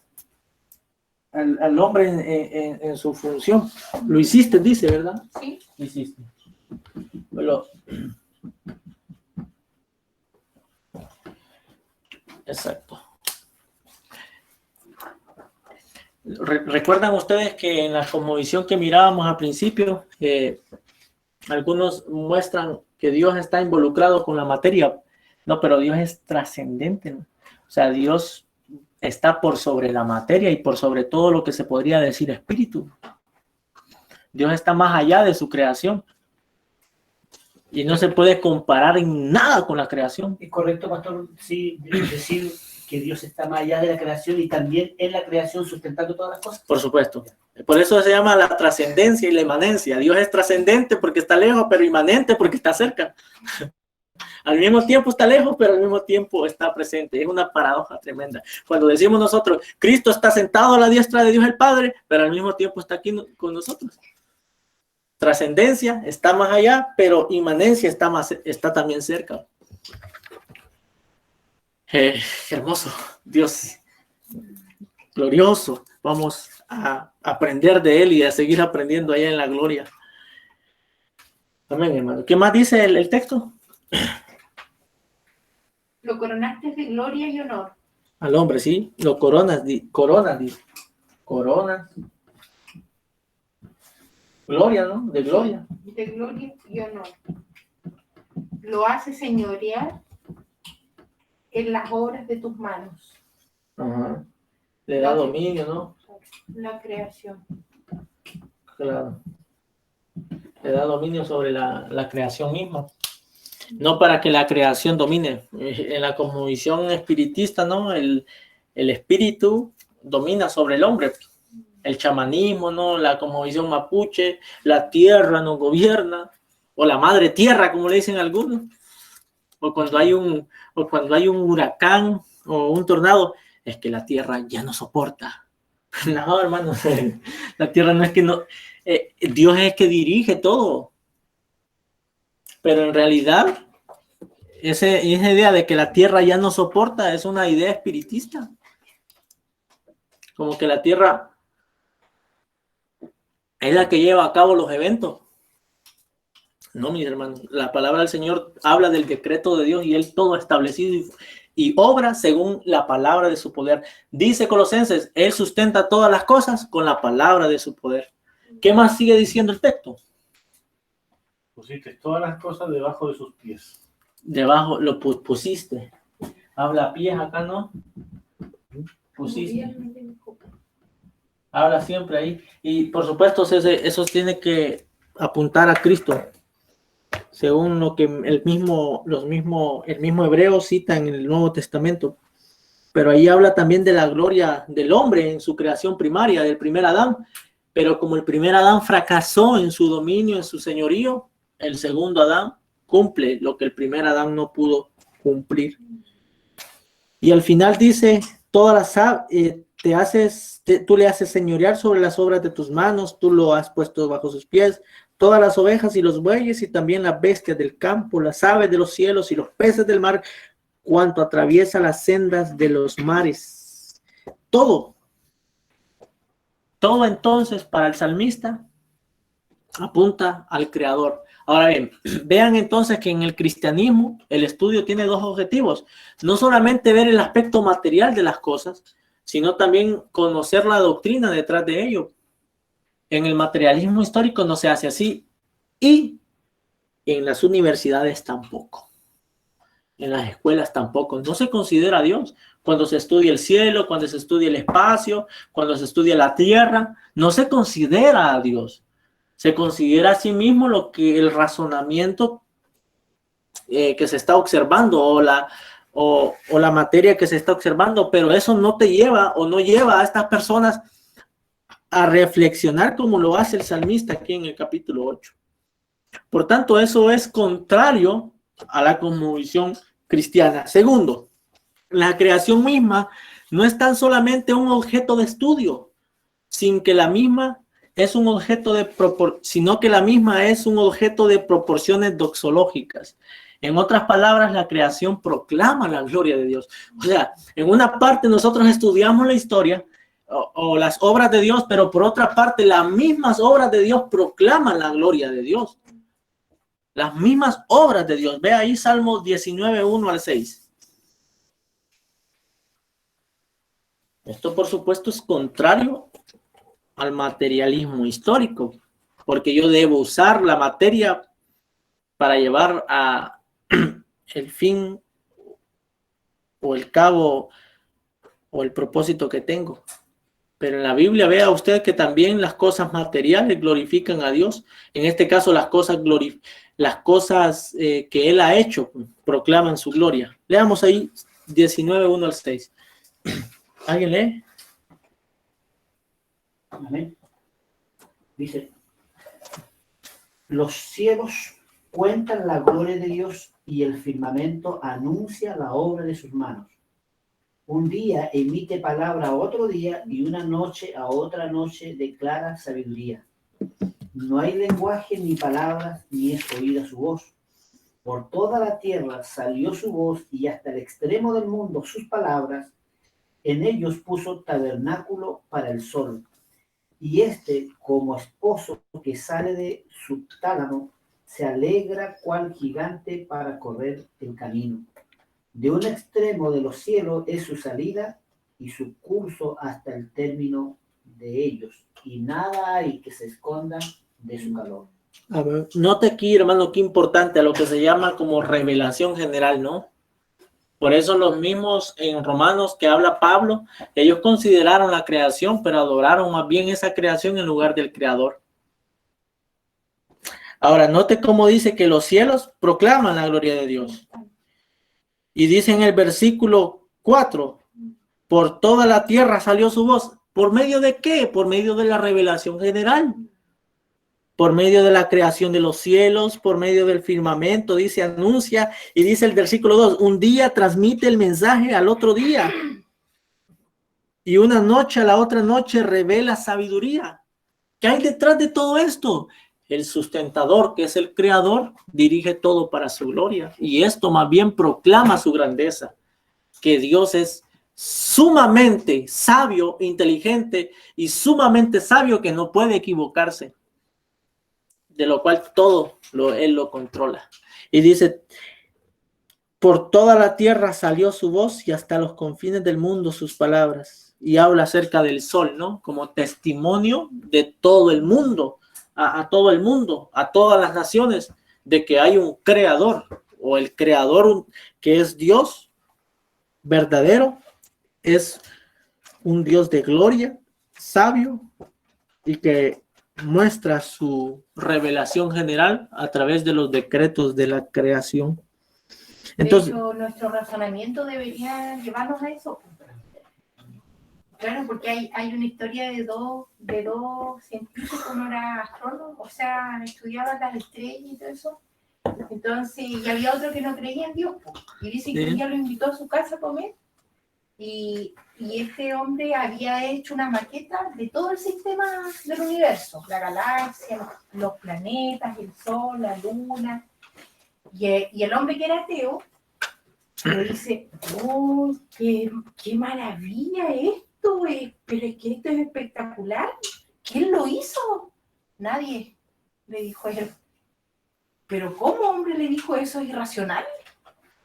Las cosas no se crean solas.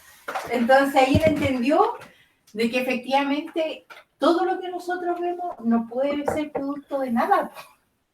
No es que floten en el aire producto de nada. Tiene que haber algo que lo sustente, que lo haya creado. Eso es lo que dice el versículo 2. Bien. Dice, o sea, me pongo en la posición de la mente humana en general, no del creyente, sino que la mente humana en general debería mirar al cielo.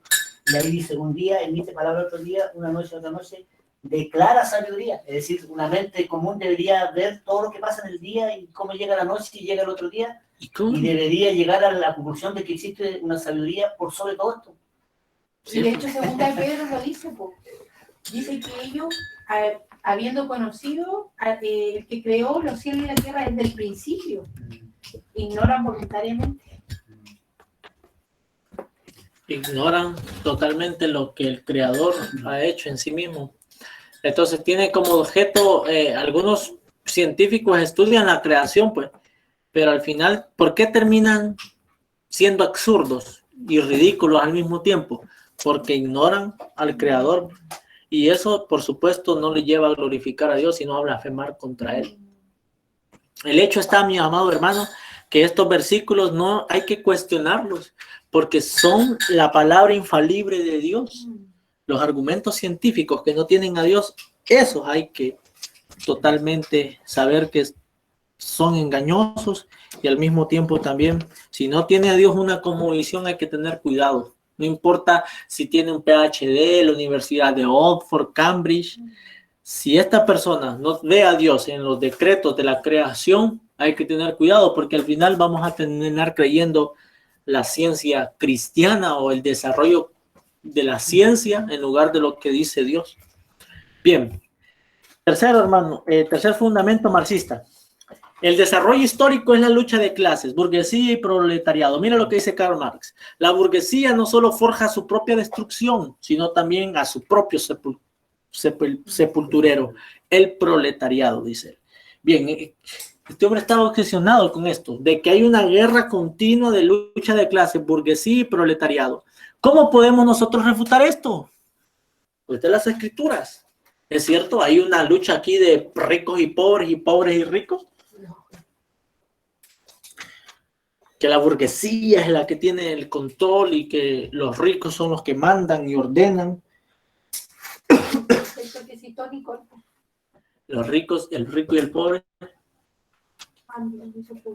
A ambos los hizo el Señor, Proverbio 22. Pero note, hermano, que hay algo muy característico en esto, que este hombre divide la raza humana en dos. ¿Y quién le enseñaría? La serpiente. Igual hay una idea muy, ¿cómo se puede decir? Difícil de captar, en el sentido de que muchas veces cuando se habla del rico, se acusa a todo rico, por ejemplo, es sinónimo de ladrón. Por supuesto, ahí tiene cuidado. Y ahí está donde muchas veces hacen que la gente caiga en un rechazo contra alguien que tenga dinero, pero eso es generalizar. Por supuesto. No es justo juicio. No es justo juicio. Porque en sí mismo, como decíamos, hay ciertamente ricos que se han hecho ricos con ladrones, pues son ladrones, pero eso no niega la existencia de que hayan ricos legítimos o que hayan heredado una herencia de una familia acomodada. Pero al final, el rico, tanto hay ricos así como ricos corruptos, como ricos honrados, como tanto hay pobres corruptos como pobres honrados. Al final, entonces, esta idea divide el materialismo histórico divide la historia o al hombre en su antropología, en su estudio, en dos. Bueno, el cristianismo también, pero ¿cuál es la diferencia? Aquí está, hermanos, la objeción. Primero, la lucha no es de clases sociales. La lucha es entre la simiente de la mujer, Cristo, y la simiente de la serpiente, hijos del diablo, Génesis 3:15. Por tanto, la lucha histórica no es social, es redentora. Lea ahí Génesis 3:15.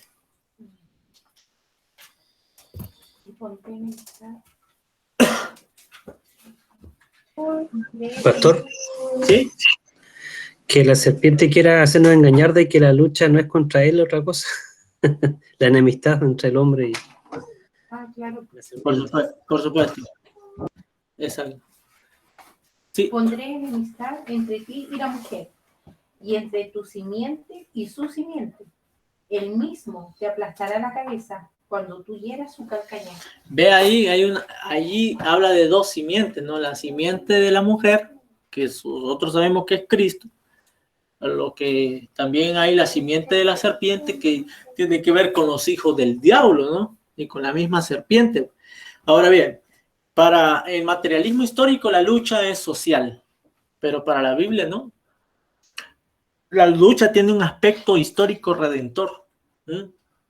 Esa es la lucha realmente. Ahora, esto es importante, hermanos, porque cuando nosotros no vemos la lucha con respecto a, en este sentido, la historia de forma redentora, vamos a caer en estas ideas erradas, pensando que la lucha en el mundo es social. Segundo, el materialismo histórico enseña que la lucha no solamente es social, sino que también es económica. Pero la lucha no es económica. El problema del ser humano no es la economía, hermano, es el pecado. Y no es el pecado entre hombres, tampoco la lucha, sino el pecado contra Dios. En última instancia, rebeldía contra Dios y su orden. Es cierto que hay ricos y pobres en este mundo, pero ricos y pobres son pecadores y en su condición social a ambos los hizo Dios. Proverbios 22:2, el texto que citó mi esposa. No sé si vio mi diapositiva o lo tenía en mente. O hizo un spoiler. Bien, hermano. Aquí, hermanos, es importante porque para el materialismo histórico la lucha es de clases sociales. Y de hecho, si usted va a ver hoy, la propaganda política comunista, neomarxista, socialista es esto. La opresión social. Segundo, la opresión económica. Pero nosotros como cristianos entendemos que esto no es así. El problema la lucha no es de clases sociales, es una lucha histórica o una guerra histórica que tiene que ver con el aspecto redentor, ¿no? Esa lucha continúa, por supuesto. ¿Por qué? Porque los hijos de la serpiente atacan a Cristo. Cuando atacan, por ejemplo, el fundamento de la familia, ¿a quién están atacando? Al que puso el fundamento. En este caso, Dios, ¿no? Cuando atacan la iglesia, ¿a quién están atacando? Al que instituyó la iglesia.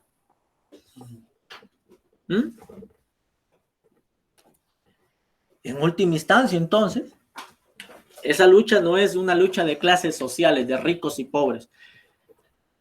Eso trasciende más allá. Tampoco es económica, hermanos. La economía, ciertamente la economía debe regirse por las escrituras, mas sin embargo el problema más grande del hombre no es la economía. Supongamos que eliminamos todos los problemas en el mundo. Haga usted una lista de los problemas en el mundo. Se quitan las guerras, el hambre, todos los problemas humanos. Pero si no se erradica el pecado, todavía sigue el hombre con problemas contra Dios. Todavía. La diferencia de un pecador sin plata sería que después sería con plata, ¿no? Sí. Sigue siendo pecador. No, y claro, y con más medios para pecar a mayor gusto. Por supuesto. Eso uno lo ve en la vida práctica. Por ejemplo, hace años atrás, de 20 años, por ejemplo, que entré a trabajar, el colega ahí, todo lo que le gustaba, las fiestas, siempre tenían que hacer su unir moneda y todo, y ahora no, ahora tienen plata, así que ahora pueden armarla cuando quieran. O sea, pecadores que antes tenían menos recursos, ahora tienen más recursos, pueden pecar más legalmente, ¿no? Exactamente, pero al final vemos que no es el problema lo externo, ¿no? El problema es el corazón, hermano. Ciertamente hay problemas en este mundo en todos los aspectos sociales, económicos, pero ¿cuál es la raíz del problema? El corazón. Nosotros podemos hacer reformas sociales, reformas económicas, pero si el corazón no es cambiado, esas reformas penden de un hilo. No van a funcionar por mucho tiempo. Quizás funcionen por breve tiempo. Eso pasó con los puritanos. Los puritanos, cuando fundaron la nación de Estados Unidos, fundamentaron esa constitución con la ley de Dios.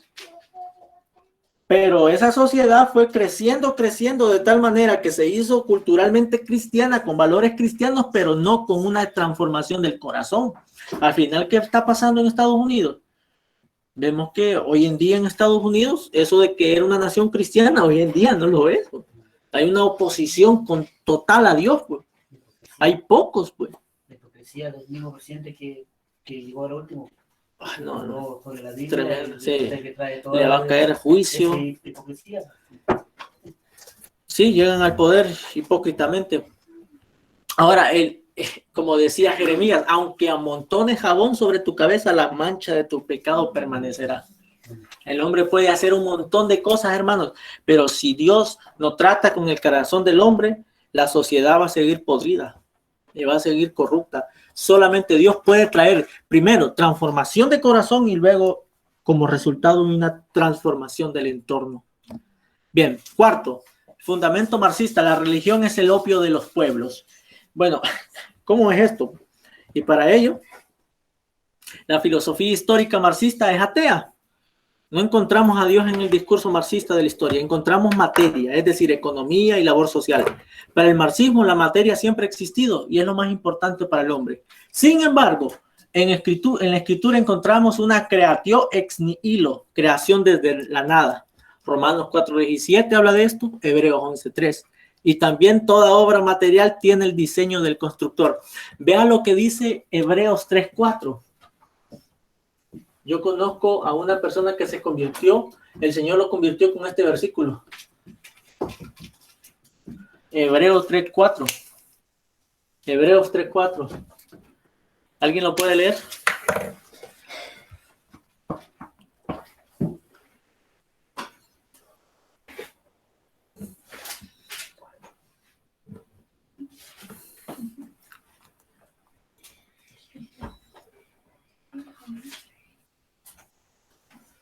Amén. Porque toda casa es construida por alguno, pero el que hizo todas las cosas es Dios.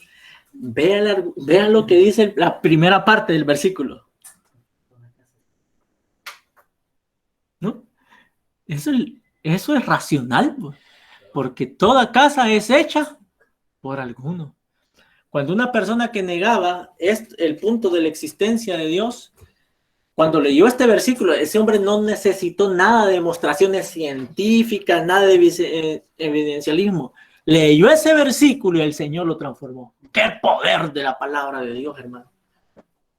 Toda casa es hecha por alguno, ¿no es cierto? ¿Y quién construyó esta tremenda casa? No, no esta, sino la que está afuera. La casa es el cielo, esa bóveda enorme. Esa tierra tan extensa, esas montañas, esos lagos hermosos aquí en Chile, esos volcanes.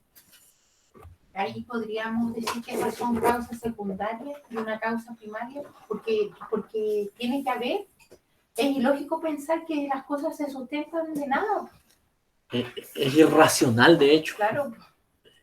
Realmente, como decía el mismo Espurio, necesita tener más fe para ser ateo que ser creyente, porque sustentar una creación como que siempre ha existido, en este caso la materia, porque el asunto, hermanos, es que el marxismo o la filosofía histórica de la evolución, ellos no dicen que la materia se creó, ellos dicen que la materia siempre ha sido. Ahora bien, pero la Biblia enseña que la materia fue hecha de la nada realmente. ¿Por quién? Por Dios. Eso es lo que se conoce como creatio ex nihilo, creación desde la nada. Hebreos 11:3 lo dice. ¿Cómo lo hizo Dios? Con el poder de su... Y por fe nosotros, dice, ¿verdad? Lo creemos, ¿no? Por la fe entendemos haber sido constituido el universo por la palabra de Dios, de modo que lo que se ve fue hecho de lo que no se veía. Lo que se ve fue hecho de lo que no se veía. Y más aún, en Romanos 4:17 dice que Dios llama las cosas que no son como si fuesen. Entonces, realmente la materia nunca ha sido, Dios creó la materia. Pero en la filosofía histórica del marxismo, la materia siempre ha sido y ha venido evolucionando. Entonces también ellos dan un concepto religioso, porque eternidad nosotros lo adjudicamos a Dios. Entonces, Y ellos se lo adjudican a la materia. La materia es Dios, entonces, al final. Claro. Porque la materia es la que va evolucionando. Por supuesto, siempre ha existido. El lamentado el Big Bang, ¿cómo ocurrió? También por una fuerza, una causa secundaria, una fuerza que hizo una explosión. Y se va expandiendo el universo. Pero Hay que tener imaginación para... No, sí, hay que tener una tremenda imaginación. De hecho, ellos mismos entran en unas contradicciones. Los mismos científicos entran en unas tremendas contradicciones que ni ellos mismos se entienden después. Así que... Y se ridiculizan igual cuando llegan a la parte donde tienen que explicar de dónde nace todo. Llegan a la conclusión y dicen, de la nada, pero nada no produce nada. O nada no produce todo. ¿Y qué dice la Biblia? Pensando ser sabios, se hicieron necios. Necios. ¿Sabe? La Biblia compara a esta gente como animales irracionales. O sea, hermanos, es impresionante. Son irracionales. Irracionales, producto de la caída, del pecado. El mismo pecado, voluntariamente han querido ellos entregarse a sus propias pasiones y han negado a Dios porque el hombre, por naturaleza, es rebelde. Bien, hermanos. Esa es la objeción que le presentamos al materialismo histórico, que la religión es el opio de los pueblos. No es cierto, ¿no? Es cierto que la religión es el opio de los pueblos. Bueno, para ello vamos a ver, hermanos, y hacer una tarea para el próximo jueves. Presentar una objeción en la próxima clase del argumento la religión es el opio de los pueblos. Presente una objeción. Así como hemos estado haciendo, por supuesto, use las escrituras para tal objeción, porque de ahí se presupone todo pensamiento del creyente.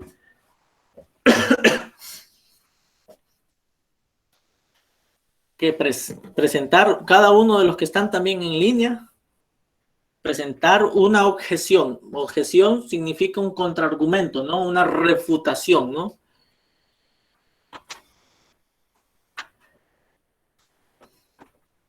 Esta pregunta, ¿cómo se podría definir la palabra opio? Opio es como adormecer. Adormecer.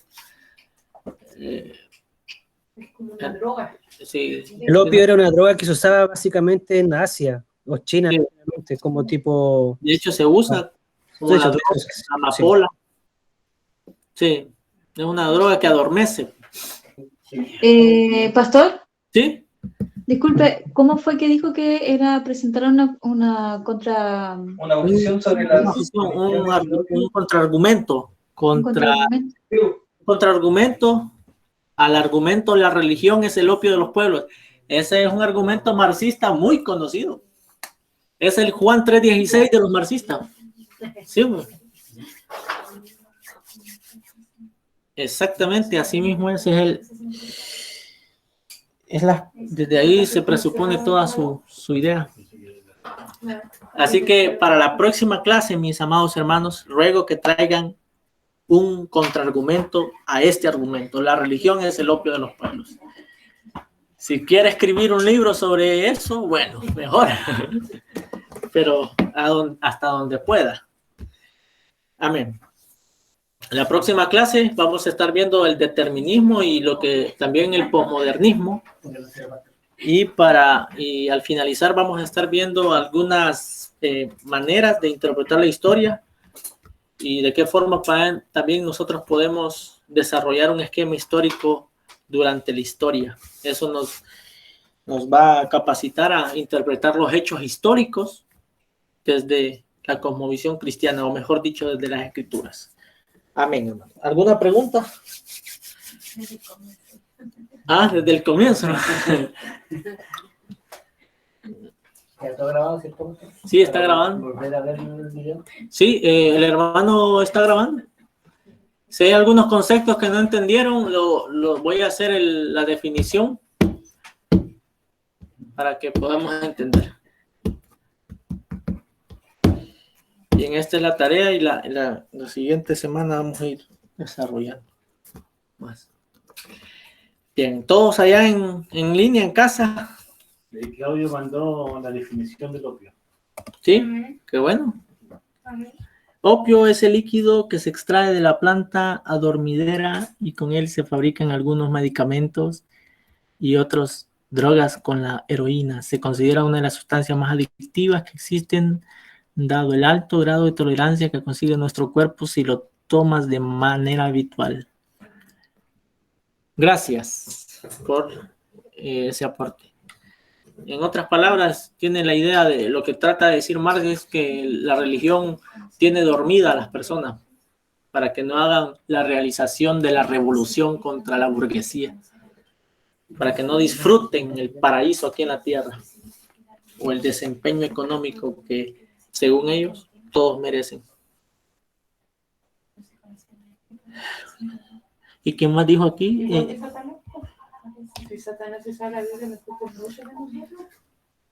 El comunismo deja a todos iguales.